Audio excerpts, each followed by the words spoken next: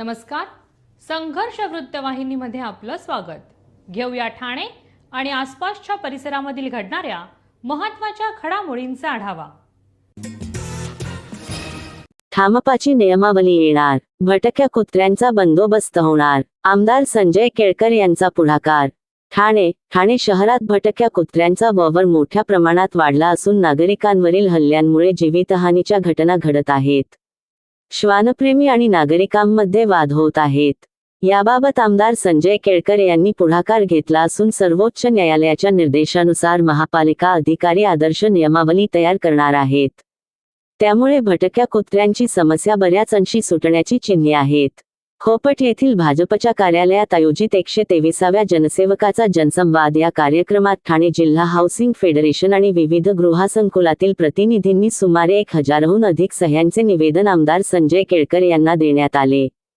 या निवेदनानुसार भटक्या कुत्र्यांची वाढती संख्या, हल्ले तसेच श्वानप्रेमी आणि सर्वसामान्य नागरिक यांच्यात होणारे वाद यामुळे ही समस्या अधिक गंभीर झाली आहे. श्वानप्रेमी भटक्या कुत्र्यांना रस्त्यावर आणि गृहसंकुलात कुठेही अन्नपदार्थ टाकत असल्याने भटक्या कुत्र्यांची समस्या अधिक वाढल्याचे नागरिकांचे म्हणणे आहे. याबाबत श्री केळकर यांनी संबंधित अधिकाऱ्यांशी तत्काळ संपर्क साधून सर्वोच्च न्यायालयाने दिलेल्या निर्देशांची आठवण करून दिली. संबंधित अधिकारी याबाबत आदर्श नियमावली तयार करणार असून येत्या शुक्रवारी आयोजित कार्यक्रमात नियमावली सादर होऊन उपाययोजना आणि अंमलबजावणीबाबत चर्चा होणार आहे. याबाबत बोलताना श्री केळकर म्हणाले, भटक्या कुत्र्यांच्या निवाऱ्यासाठी एकमेव जागेचा मुद्दा सोडला तर महापालिकेने अद्याप कोणतेही प्रयत्न केलेले नाहीत. त्यामुळे एसओपी लागू होईपर्यंत या प्रकरणी पाठपुरावा करणार असल्याचे त्यांनी सांगितले.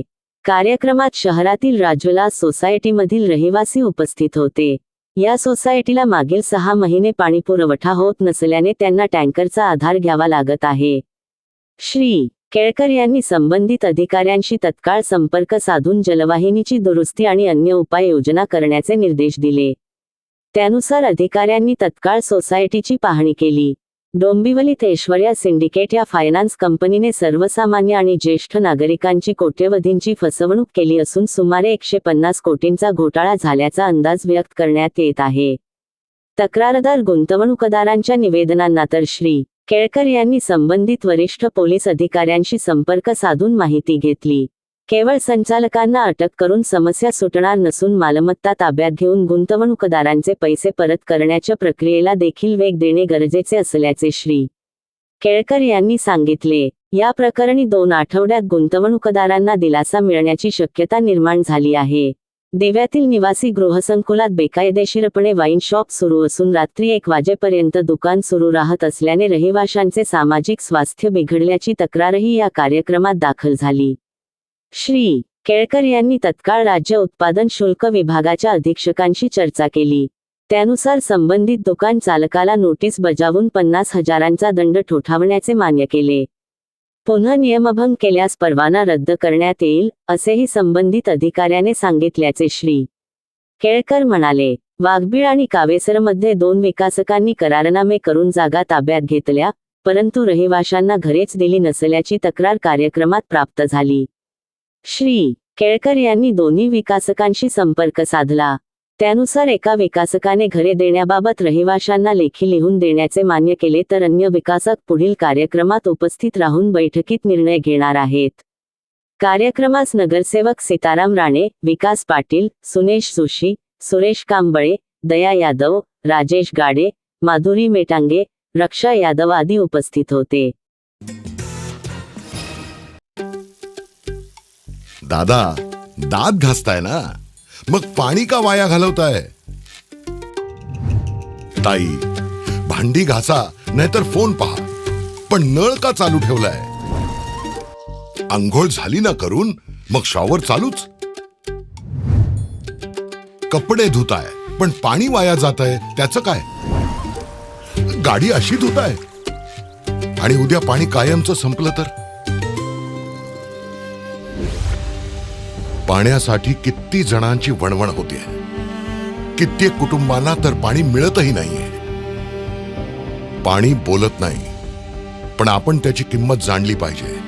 पाण्याचा अपव्यय टाळा, परिस्थिती भीषण होऊ शकते. प्रत्येक थेंब जपा. पाणी वाचवा. पाणी ही निसर्गाची देणगी आहे. पाणी निर्माण करता येत नाही. पाण्याची बचत हीच पाण्याची निर्मिती.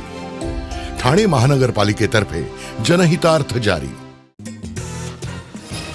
86,000 कोटींच्या थकबाकी प्रकरणी महाराष्ट्र राज्य कंत्राटदार महासंघ आक्रमक. 6 कंत्राटदारांच्या आत्महत्येला जबाबदार कोण? मिलिंद भोसले. शेवटी लढाई रस्त्यावरती उतरवून करावी लागेल. मंगेश आवळे. ठाणे. राज्यभरातील कंत्राटदारांनी कामे करूनही त्यांची 86,000 कोटींची थकबाकी राज्य शासनाने अदा केलेली नाही. त्यामुळे 6 कंत्राटदारांनी कर्जबाजारी होऊन आत्महत्या केली आहे. या आत्महत्येस जबाबदार कोण, असा सवाल महाराष्ट्र राज्य कंत्राटदार महासंघाचे प्रदेशाध्यक्ष मिलिंद भोसले यांनी केला. तर मुंबई विभागीय अध्यक्ष मंगेश आवळे यांनी, आम्ही आमची देयके मिळावीत यासाठी अनेकदा पत्र दिली आहेत. मात्र त्यावर मार्ग निघत नाही. त्यामुळे आता रस्त्यावरची लढाई लढावी लागेल, असा इशारा दिला. राज्यभरातील कंत्राटदारांची कोट्यवधी रुपयांची बिले राज्य शासनाकडून अदा करण्यात आलेली नाहीत.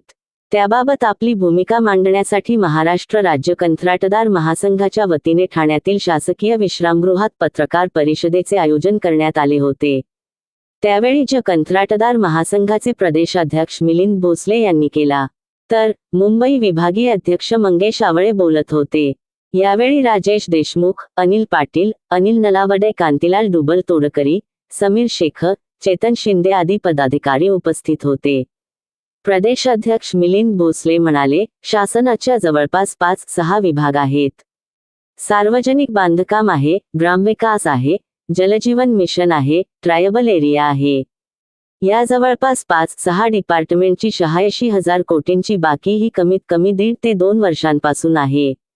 आणि ही बाकी एवढी मोठी प्रचंड असल्यामुळे राज्यातल्या सगळ्या रोजगाराला म्हणजेच कन्स्ट्रक्शनचा व्यवसाय हा शेतीनंतरचा सगळा मोठा व्यवसाय आहे.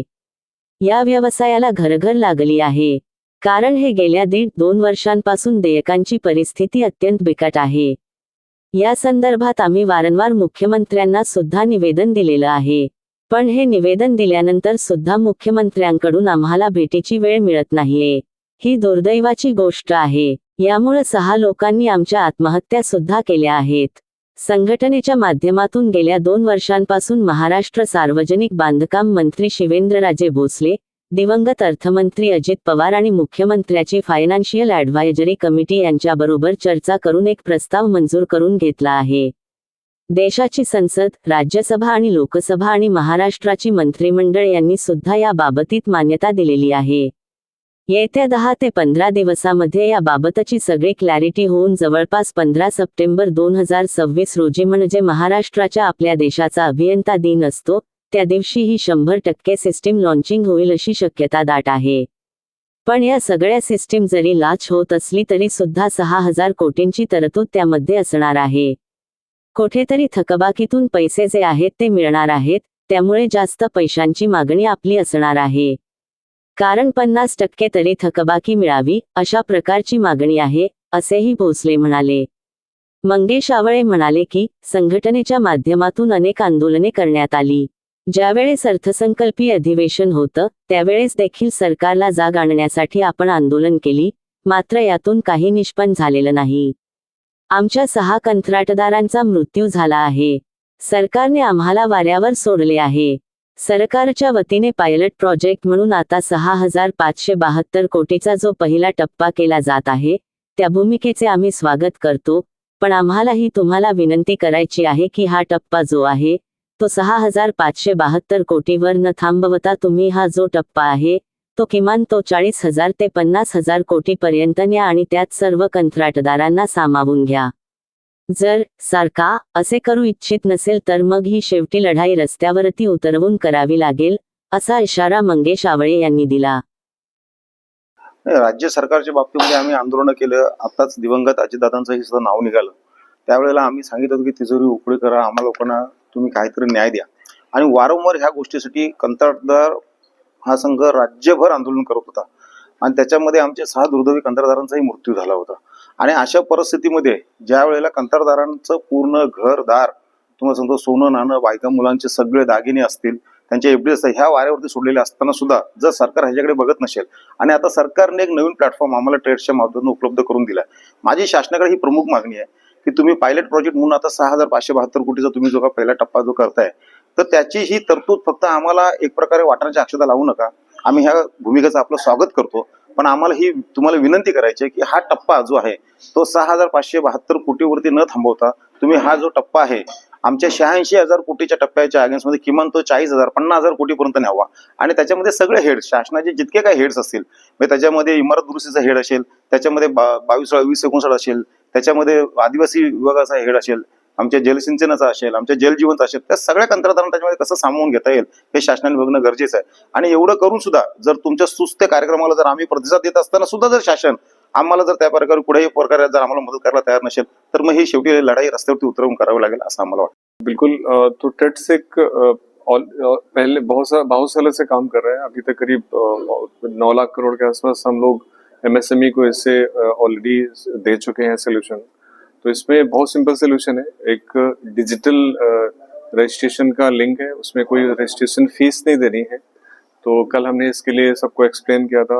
उसमें हमारी टीम है जो उनको रीच आउट करेगी. तो अभी इसमें सबसे बड़ा मेजर चैलेंज है अवेयरनेस नहीं है, लोगों को पता नहीं है, जानकारी नहीं है. तो अभी हम सारे जितने भी जिला हैं तो सर के माध्यम से हम सारे जिला में सबको अप्रोच करेंगे, कॉन्ट्रैक्टर यूनियन के प्रेसिडेंट को बताएंगे कैसे होना है. तो उसमें सिंपल इनवाइस अपलोड करनी होती है. उसमें इनवाइस पीडब्ल्यूडी अप्रूव करेगा. देन उसमें बैंक है, बैंक पैसे दे देते हैं. तो किसी को कहीं नहीं जाना, एक डिजिटल माध्यम है और इसमें बहुत ही इजी है. और इनको सबसे बड़ा प्लस पॉइंट है कि उनकी बुक्स में लोन नहीं दिखेगा. ये ऑफ बैलेंस शीट सोल्यूशन है. अगर कल को पीडब्ल्यूडी से पेमेंट डिले हो जाता है 180 दिन या 90 दिन बाद, तो वो रिकवरी कॉन्ट्रैक्टर से नहीं होगी, पीडब्ल्यू से ही हम वो करेंगे. महाराष्ट्र शासनाच्या जवळपास 5-6 विभाग आहेत. सार्वजनिक बांधकाम आहे, ग्रामविकास आहे, जलजीवन मिशन आहे, ट्रायबल एरिया आहे. या जवळपास 5-6 डिपार्टमेंटची 86,000 कोटीची बाकी ही कमीत कमी 1.5 ते 2 वर्षापासून आहे. आणि ही बाकी एवढी मोठी प्रचंड असल्यामुळे राज्यातील सगळ्या रोजगाराला, म्हणजे कंत्राटदाराचा व्यवसाय हा शेतीनंतरचा सगळ्यात मोठा व्यवसाय, या व्यवसायाला घरघर लागलेले आहे. कारण हे गेल्या 1.5-2 वर्षापासून पेमेंटची परिस्थिती अत्यंत बिकट आहे. या संदर्भात आम्ही वारंवार मुख्यमंत्र्यांना सुद्धा निवेदन दिलेलं आहे. पण हे निवेदन दिल्यानंतर सुद्धा मुख्यमंत्र्यांकडून आम्हाला भेटीची वेळ मिळत नाही आहे. ही दुर्दैवानी गोष्ट. यामुळे 6 लोकांनी आमच्या आत्महत्या सुद्धा केल्या. पण महाराष्ट्र शासनाच्या 2024 ऑक्टोबर यावेळी आम्ही जो ट्रेड्सचे जे आहेत या ट्रेड्सच्या संपर्क केला. ट्रेड्सच्या माध्यमातून आम्ही गेल्या 2 वर्षापासून महाराष्ट्राचे सार्वजनिक बांधकाम मंत्री शिवेंद्रराजे भोसले, दिवंगत आपले अर्थमंत्री अजितदादा आणि मुख्यमंत्र्यांची फायनान्शियल ॲडवायझरी कमिटी यांच्याबरोबर चर्चा करून हा प्रस्ताव मंजूर करून घेतला. मला सांगायला आनंद वाटतो की देशाची संसद, राज्यसभा आणि लोकसभा आणि महाराष्ट्राची मंत्रिमंडळ यांनी सुद्धा या बाबतीत मान्यता दिलेली आहे. येत्या 10-15 दिवसांमध्ये ह्याबाबतची सगळी क्लॅरिटी होईल. जवळपास 15 सप्टेंबर 2026 रोजी, म्हणजे महाराष्ट्राचा आपल्या देशाचा अभियंता दिन असतो, त्या दिवशी ही 100% सिस्टीम लॉन्चिंग होईल असे शक्यता दाट आहे. 32व्या ठाणे महापौर वर्षा मॅरेथॉन स्पर्धेत नागरिकांनी मोठ्या संख्येने सहभागी व्हावे. महापौर शर्मिला पिंपळुलकर. ठाणे महापौर वर्षा मॅरेथॉनच्या टीझर अनावरण सोहळ्यास अभिनेते आदिनाथ कोठारे, निलेश साबळे यांची उपस्थिती. संपूर्ण राज्याचे लक्ष लागून राहिलेली 32वी ठाणे महापौर वर्षा मॅरेथॉन यंदा रविवार 30 ऑगस्ट 2026 रोजी रंगणार आहे. प्रशासकीय राजवटीनंतर होणाऱ्या या महापौर वर्षा मॅरेथॉनमध्ये ठाणेकरांसह राज्यातील जास्तीत जास्त नागरिकांनी उत्स्फूर्तपणे सहभागी व्हावे, असे आवाहन महापौरांनी केले आहे. धाव प्रगतीची, गतिशील ठाण्याची या घोषवाक्याखाली होणाऱ्या या मॅरेथॉनमध्ये 25,000हून अधिक धावपटू सहभागी होणार असल्याची माहिती महापौर शर्मिला पिंपळुलकर यांनी आज झालेल्या पत्रकार परिषदेत दिली. या पत्रकार परिषदेस नौपाडा कोपरी प्रभाग समिती अध्यक्षा मिनल संखे, उथळसर प्रभाग समिती अध्यक्ष नारायण पवार, दिवा प्रभाग समिती अध्यक्ष दीपक जाधव, शिवसेना गटनेते पवन कदम, राष्ट्रवादी काँग्रेस शरद पवार पक्षाचे गटनेते अभिजित पवार, नगरसेवक बाबाजी पाटील, अतिरिक्त आयुक्त 1 मनीष जोशी, अतिरिक्त आयुक्त 2 प्रशांत रोडे, उपायुक्त मिनल पालांडे, अभिनेते व निर्माता मंगेश देसाई आदी उपस्थित होते.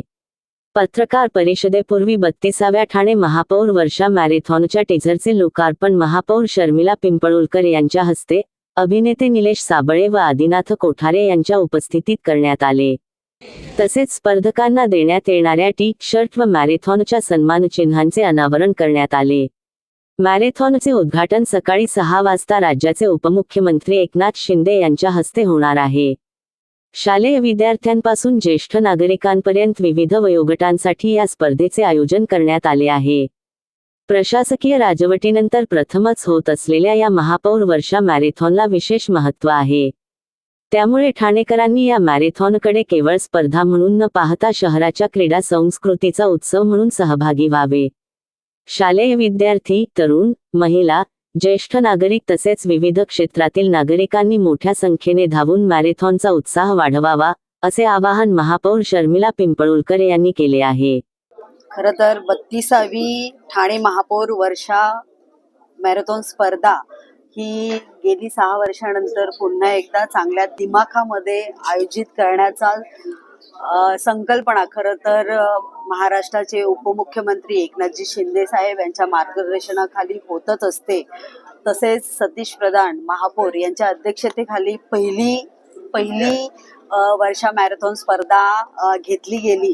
त्याच्यानंतर मला वाटतं आज आपण पुन्हा एकदा 32वी वर्षा मॅरेथॉन स्पर्धा 2026 मध्ये आयोजित केलेली आहे, जी माझ्या अध्यक्षतेखाली संपन्न होणार आहे. मला वाटतं खूप चांगल्या पद्धतीचं नियोजन आपण या वर्षा मॅरेथॉन स्पर्धेचं केलेलं आहे. सर्वात मोठी स्पर्धा ही 21 वर्षातील वयोगटातील पुरुष आणि महिला यांच्याकरता होणार आहे. त्याच्यानंतर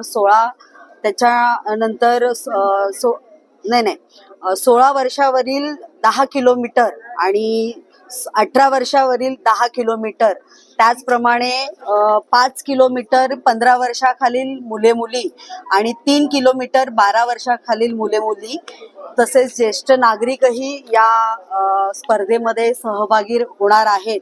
ठाणे महानगरपालिकेचे सर्व अधिकारी कर्मचारी सहभागी होणार आहेत. त्याच प्रकारे रन फॉर फन यामध्ये प्रत्येक वयोगटातील स्पर्धकांनी भाग घेतला जाईल आणि त्याच पद्धतीने मला वाटतं तुम्ही सर्व पत्रकार बंधूंनीही याच्यामध्ये मोठ्या प्रमाणात सहभागी व्हावे अशीही मी आशा व्यक्त करते. आणि ही वर्षा मॅरेथॉन महापौर स्पर्धा खूप चांगल्या पद्धतीने आपण सर्वांनी साजरी करूया. महाराष्ट्र राज्याचे उपमुख्यमंत्री एकनाथजी शिंदे साहेब यांच्या मार्गदर्शनाखाली ही स्पर्धा होत असतेच आणि याचं उद्घाटनही त्यांच्या हातून सकाळी 6 वाजता होणार आहे. तसेच त्यांच्या पत्नी लताताई शिंदे याही आपल्या या कार्यक्रमाला आवर्जून येणार आहेत. पण त्यांनी मला आवर्जून म्हणजे सांगितलं आहे की मला यायचंच आहे. जरी त्यांची तब्येत ठीक नसली तरी सुद्धा त्यांनी मला फोन करून सांगितलं आहे की ही स्पर्धेला मी गेल्या वर्षी पणही होते आणि यावर्षीही त्यांनी आमंत्रण मला द्यायला सांगितलं आणि त्याप्रमाणे आम्ही त्यांना आमंत्रित करायला गेलो होतो. आणि अशा प्रकारे ही वर्षा मॅरेथॉन स्पर्धा खूप चांगल्या पद्धतीने होणार आहे. प्रत्येक वयोगटातील नागरिकांचं स्पर्धकांचं इथे काळजी घेतली जाणार आहे. प्रत्येक जागोजागी सर्व ठिकाणी आरोग्य सेवा दिली जाणार आहे. खाण्यासाठी खाद्यवस्तू ठेवलेल्या आहेत. सर्व पक्षीय नगरसेवक त्याचप्रमाणे सर्व आपले कार्यकर्ते हेही इथे 57 स्पॉट्स आयोजित केलेले आहेत.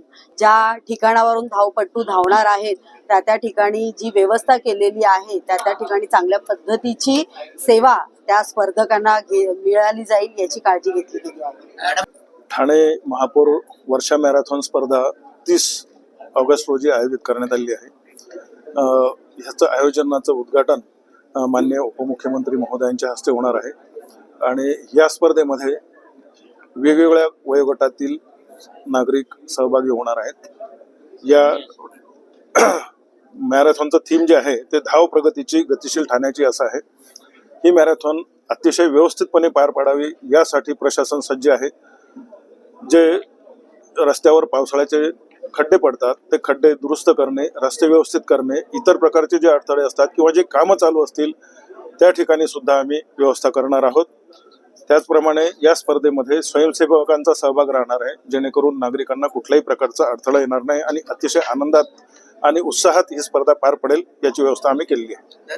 36वी ठाणे महापौर वर्षा मॅरेथॉन 30 तारखेला आयोजित केलेली आहे आणि महापौर सौ शर्मिला पिंपळकर यांच्या अध्यक्षतेखाली आणि त्यांच्या मार्गदर्शनाखाली या स्पर्धेचं आयोजन आजपर्यंत चांगल्या पद्धतीने झालेलं आहे. आपण आता बघत असाल या ठिकाणी टीजर लॉन्च झालं, टी शर्टचं अनावरण झालं, सर्व खेळाडूंना जे काही टी शर्ट दिले जाणार आहेत त्याचंही या ठिकाणी वाटप करण्यात आलं आणि अशा पद्धतीने गुरुवर्य धर्मवीर आनंदिके साहेब यांच्या मार्गदर्शनाखाली अनेक वर्ष सुरू असलेली स्पर्धा स्वर्गीय आमचे माजी महापौर आणि त्यावेळेचे शिवसेनेचे नेते सतीशचंद्र प्रधान यांच्या संकल्पनेतनं सुरू झालेली ही वर्षा मॅरेथॉन आजतागायत सुरू आहे.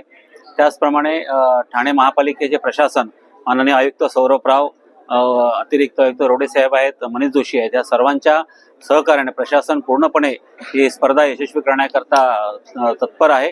रस्त्यावरील जे काय त्रुटी आहेत, खड्डे असतील किंवा अनेक काही छोट्या मोठ्या गोष्टी आहेत त्या येत्या 2 दिवसात परिपूर्ण करण्याचा आदेश महापौरांनी प्रशासनाला तशा पद्धतीने दिलेले आणि प्रशासन त्या पद्धतीने काम करत आहे. ही 32वी ठाणे महापौर वर्षा मॅरेथॉन ही गेल्या दिघे साहेब असताना ही वर्षा मॅरेथॉन चालू झालेली आहे. त्याला पाठबळ म्हणजे आमचे महाराष्ट्र राज्याचे उपमुख्यमंत्री एकनाथजी शिंदे साहेबांनी त्यांना चांगलं पाठबळ दिलंय आणि ही वर्षा मॅरेथॉन चांगल्या पद्धतीत चालत आले. आज तुम्ही बोलला तर प्रभाग समितीमध्ये मी प्रभाग समितीचा अध्यक्ष असल्या कारणाने या ज्या प्रभागमधून ज्या रस्त्यामधनं जी मुलं धावणार आहेत, ज्येष्ठ नागरिक असतील, ठाणेकर असतील, अनेक लोक त्याच्यामध्ये धावणार आहेत. त्याच्यासाठी रस्त्याच्या संदर्भात आमच्या प्रशासनाने सांगितलं का चांगल्या पद्धती कुठे खड्डा पडलेला नसेल, चांगल्या पद्धती रस्ते चकाचक असतील. तुम्ही बघितलं असेल आता त्याला दाखवलं चांगल्या पद्धतीत कशा पद्धतीत मुलं धावतात, कशा पद्धतीत ठाणेकर धावतात, या पद्धतीत चांगल्या पद्धतीत त्यांनी आयोजित केले. तुम्हाला माहिती आहे आम्ही ज्या टायमाला विरोधी पक्षामध्ये होतो त्या टायमाला महापौर मॅरेथॉनला आम्ही विरोध करायचो प्रत्येक टायमाला, पण ह्या टायमाला आम्ही युतीमध्ये असल्या कारणाने आम्ही सत्तेमध्ये असल्या कारणाने आम्ही महापौर मॅरेथॉन चांगल्या पद्धतीत करूया असं आमच्या महापौर आहेत तिथे, चांगल्या पद्धतीत करूया. TDNSAच्या नॅचरल शरीर सौष्ठव स्पर्धेत शरीरसौष्ठवपटूंचा उत्स्फूर्त सहभाग. महापौर सौ. शर्मिला रोहित पिंपळोलकर यांच्या हस्ते झाले स्पर्धेचे उद्घाटन. ठाणे. TDNSA ठाणे जिल्हा नॅचरल स्पोर्ट्स असोसिएशन यांच्या वतीने महाराष्ट्र विद्यालय, नौपाडा, ठाणे येथे नॅचरल शरीर सौष्ठव स्पर्धा, जीन्स मॉडेल स्पर्धा तसेच 50+ नॅचरल टॉप 10 शरीर सौष्ठव स्पर्धेचे आयोजन करण्यात आले. या स्पर्धेचे उद्घाटन ठाण्याच्या प्रथम नागरिक महापौर माननीय सौ. शर्मिला रोहित पिंपळोलकर यांच्या हस्ते उत्साहात संपन्न झाले. यावेळी त्यांनी स्पर्धेत सहभागी झालेल्या सर्व शरीरसौष्ठवपटूंना शुभेच्छा दिल्या. तसेच ठाण्यात बंद पडलेली पा महापौर चषक शरीर सौष्ठव स्पर्धा भविष्यात लवकरच पुन्हा सुरू करण्याबाबत आश्वासन दिले. या स्पर्धेत एकापेक्षा एक सरस अशा स्पर्धकांनी आपली कला सादर केली व उपस्थितांची वाहवा मिळवली. स्पर्धेच्या पुढील कार्यक्रमात विजेत्या स्पर्धकांना बक्षीस व सन्मानचिन्हे देऊन गौरविण्यात आले. यावेळी माननीय नगरसेवक श्री सुनेश जोशी, समाजसेवक डॉक्टर श्री राजेश मढवी आणि नगरसेविका माननीय सौ. प्रतिभा राजेश मढवी यांच्या हस्ते विविध गटांतील विजेत्यांचा सन्मानही करण्यात आला.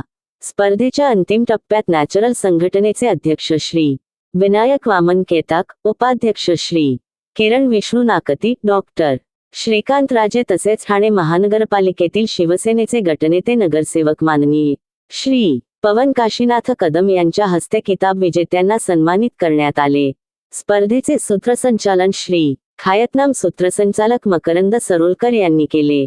स्पर्धेचे गटवार परीक्षण राष्ट्रीय पंच व पदाधिकाऱ्यांनी केले. यामध्ये श्री मोहन करंदीकर, श्री माधव भोळे, श्री संजय चवाथे, श्री आनंद मोकाशी, श्री संतोष पाटील, श्री सुरेंद्र महाडिक, श्री दिलीप ठोंबरे, श्री आदित्य विकास पाटील, श्री ओंकार खरोटे, श्री सुखद सलाग्रे, श्री रेजवान गुलाम अली फरीद यांनी केले. या स्पर्धेला मान्यवर व ठाणेकर नागरिकांनीही उदंड प्रतिसाद देत स्पर्धकांना शुभेच्छा देत आयोजकांचेही विशेष आभार मानले.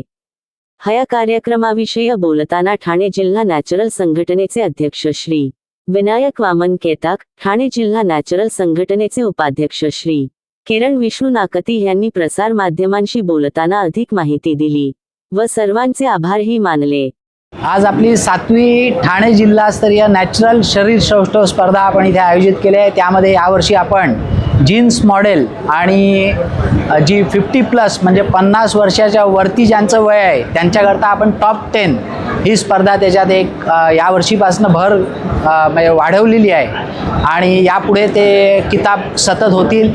स्पर्धक आपले सगळे नॅचरल आहेत. 16 तारखेला त्यांची प्राथमिक तपासणी जी लागते, वैद्यकीय तपासणी आमची 16 तारखेला झाली आणि आज आता स्पर्धा झाली की ह्या स्पर्धेत जे विजयी स्पर्धक असतील त्यांना आम्ही पुढे स्टेट किंवा नॅशनलला जे पाठवणार तर ह्या स्पर्धकांची वैद्यकीय तपासणी पुन्हा एकदा राजे लॅब यांच्या मार्फत इथे घेण्यात येईल आणि त्यांचं क्रॉस एक्झामिन करून त्यांना फायनलाइज पुढे चाल देण्यात येईल.